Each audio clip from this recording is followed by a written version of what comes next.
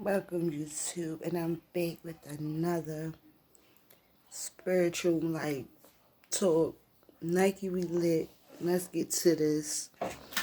I'm gonna have an intro soon, but I want things to be instant now. Because I want to start talking about what's going on. Like, I feel like if you're not mentally ready for things in life, like, eventually you have to face them. Like, you have to face them. Like, how can I say this? Like, even mental health.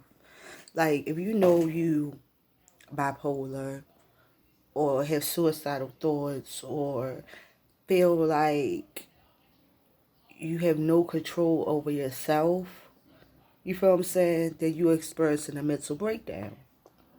I've been through this my whole life since I was about 10. Um, I was diagnosed with all types of stuff. I was put on Seroquel. I was put on Prozac, antidepressant. I was medicated up, and it seemed to not work because my mind and my brain was still going. It was still going. And then when you self-medicate yourself at a young age, it fucks you up because then you're not taking the medication. You relying on smoking if you smoke weed. If you get high, you relying on that. I'm trying to piece my life back together, and I'm trying to do it manifesting on my own. It's like I don't want to tell people what's my next move or what I want to do next and all blase blase. It's like I just want to do it and keep it to myself. Like I want to do it in peace, whereas though when the blessings start coming, they come, and I ain't got to worry about nobody praying on my downfall. So, as I speak today, I really want to tell a story that really brought me into a different world. And maybe because, you know, I experienced a lot, you know. I remember experiencing sex trafficking, you know. And I never shared this story, like everything, because I always felt ashamed. I always felt embarrassed. But I was a little girl and I was taken advantage of. And as I know now, I was taking advantage of. So now it's my time to tell my story because that pain still stick with me to this day, and I'm 30 years old.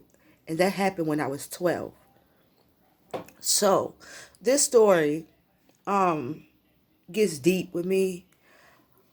It's very personal, but I'm gonna get through it, okay? This is part one of this story, and I'm gonna tell it the way that my brain is telling me to tell it. Okay. I was grown. I was an average. I guess I wasn't average. I was different because that's how I felt. But I was in a group home, and I wanted to do things different and be grown and get on there, get on the chat line because we didn't have computers. We had to get on chat lines and all that. But the risk there, as I know now today, was that you don't know who behind that phone. You know, and it was like that day I remember clearly. Like it was like I don't even remember how I got there, how I even found directions.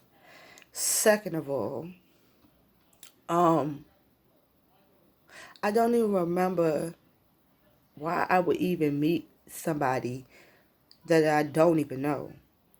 But that was the kid in me. That was me trying to be grown. And when I went to meet this man lied. He was a grown ass man. He lied, and he said this apartment was his. Kind of found out this motherfucker go outside and never come back. So I'm sitting in an apartment like, hold the fuck up, something ain't right. Where's this man at? He must have realized that I was a little ass girl, and he got the fuck up out of there, as he should. If he, some men know. Oh no, I'm not messing with this. So I'm looking around. So I go outside. So as I go outside, I'm looking around. Like, what is going on? Like, where's he at? This man is gone. So I said, okay. So I proceed to say, okay, I'm just going to walk back to the group home. Knowing I'm going to get in trouble. Knowing there's going to be consequences behind this. So I'm walking down the complex. I remember walking down this thing, and I remember this black car, this black truck was sitting out, like sitting in front. And I remember walking past, and I remember this light skinned guy rolling down the window was like, "Do you need a ride?" And me just needed a ride. I'm like, okay, like he talking to me and everything, and I'm being grown, still being grown, still being grown.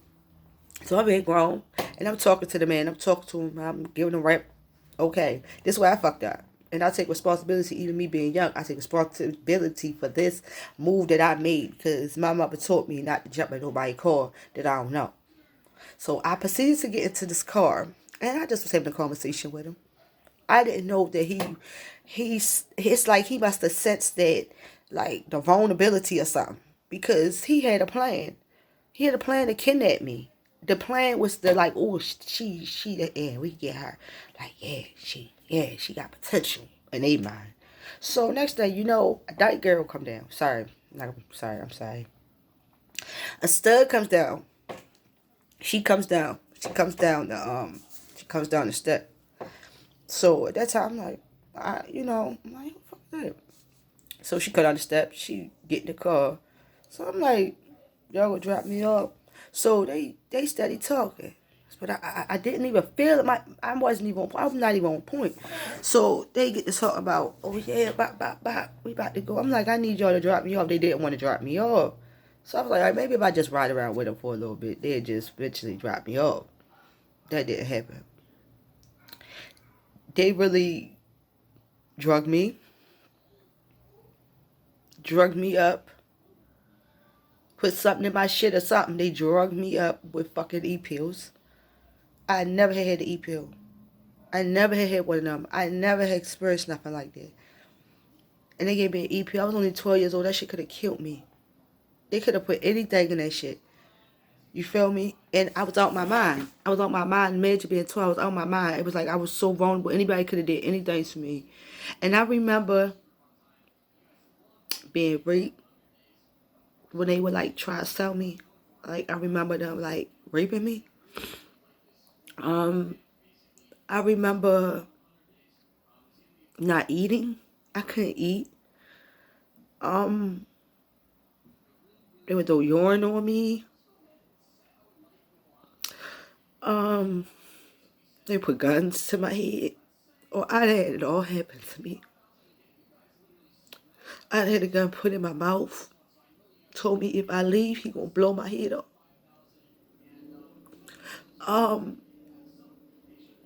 So many things happened to me. I had to witness these people going around robbing people, beating up, transgender women, you know, taking their phones and just like degrading these people, just going through the rich neighborhood of DC and just like they made me do stuff. Like I remember one time, and it's gonna be a part two to this, so I'm not gonna tell everything. I'm gonna explain the rest of part two. And I remember one time, I was only 12. How the fuck I get in the strip club? How I get in there? I was out of my head. I don't understand it. All I know is walking up this step, and I seen these blue lights. It was like so blue. It was like so blue. It's blue as this background. And I remember walking up the steps, and y'all, I did not know that I was throwing water on the strippers, throwing water on them, like they was trying to fight me. This is the stuff that the girl daughter told me, cause she was like close to. It was like it was like she was cool with me. It was like a part of her knew what I was going through, and she was like, you was throwing water on the strippers. I cussed them out. They put us out. They tried to like make me like get into the porn industry. Like a 12-year-old little girl, they had cards made like they was gonna sell me to different people. They really degraded me. If anything, they degraded me. They would tell me things like it was like this, like, okay, the pimp was this the girl, and she had a girlfriend who had 2 or 3 kids. She oldest daughter was like my age, no older than me, probably like 15, and she was grown as shit. Okay, I don't know if they had her doing that shit too, but to me it sounded like that's what they had her doing too. She was beautiful, real beautiful. Her name was Kalia. She was very beautiful, very beautiful. And she was very sweet. You know, never got smart with me, always wanted to dress me, always wanted to help me, but she knew that she couldn't let me leave.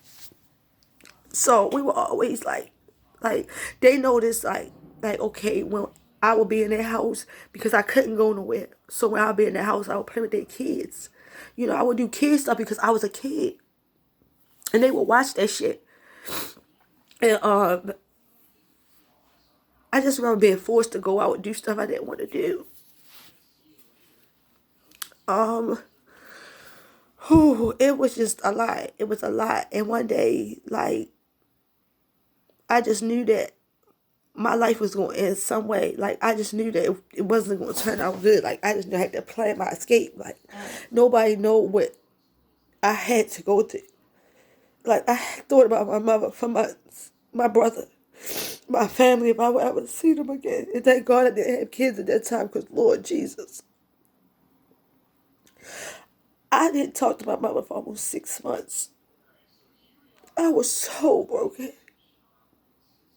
I got tired.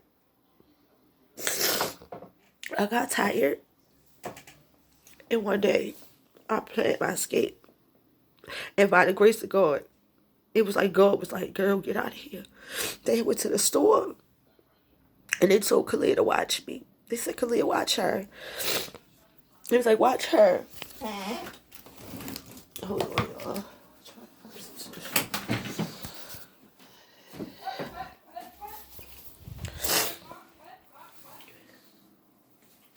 And they was like, sorry about that, y'all. And they was like, watch her. So, Kalia was upstairs, so I was like, I'm about to go get something to drink. So at first I was trying, like, I went downstairs, and this way I knew it was time to go. This how I knew it was time to go. Because I picked up the phone, and it had no dial tone. I'm like, hold on, why they got, like, why that phone ain't got no damn dial tone? Like, why it ain't ringing? Like, why I'm dialing 911 ain't nothing happening? Like, is they get me? Like, this is a whole setup. Oh, no, I ain't great. I've got them. After clothes, after shoe, or fuck all that. It's time to go, bitch. You got to go. When you might, this might be your last time. This might be it for you. Just they might blow your motherfucking head off and throw you somewhere. And if you get caught, it's gonna be worse. So by grace of God, y'all, I never ran so fast. I ran till I got to the rental office, to the fucking lease's office. And I ran in there and I said, y'all got people here that's sex trafficking young women, like, and I could not remember the damn door. I couldn't remember nothing. All I wanted to do was get out of there and get home to my mother and my family and my parents. That's all I wanted. And I did. But they took me to the hospital first. So it'll be a part 2 of that. But hey, I'll be back with the part 2. Thanks for listening. Thanks for subscribing. Thanks for viewing this video. It's not clickbait. It's real. It's real. So, I want people to be safe. Protect yourself out there. And stay real. Nike, we lit, gang. Let's go.